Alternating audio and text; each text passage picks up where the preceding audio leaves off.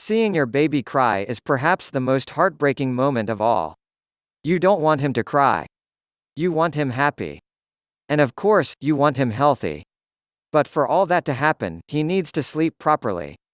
It would be nice if your child could learn how to sleep without any crying or frustration whatsoever. Every parent would sign up for that. Unfortunately, the truth is that all children, regardless of the method you use to help them sleep, inevitably do shed some tears in the process. Let's see why. First and foremost, children cry when learning to sleep because they are protesting, they don't like change. In fact, they hate change. Just think about it. Do you remember what your favorite book was as a kid? Do you remember wanting to read that book over and over again, even though you knew every word of it? We all resist change, children and adults alike. It's normal to do so, and it's normal for your child to express his resistance by crying. After all, crying comes before words, not the other way around. Second, as children begin to learn how to sleep but haven't yet figured out how to do so, they are understandably frustrated. They no longer have mom and dad on their side to help them get to sleep, and they don't yet know what to do differently. They will eventually.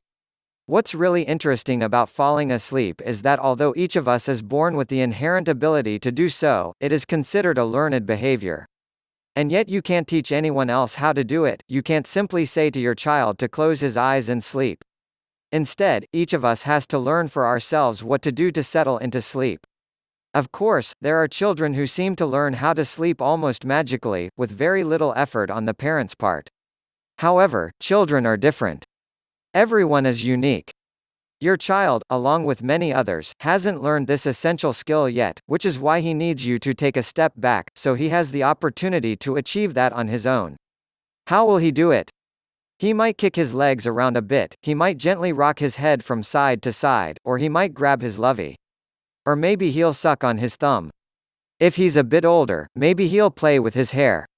The truth is, each of us has different things we do to soothe ourselves into sleep, and your child will surely find a way that's perfect for him. But he won't discover those things nearly as easily with you standing right next to him or picking him up. He won't have the motivation to do so. Simply put, if you help him, he will cry even harder because the touching feels like a tease that serves to reinforce the crying.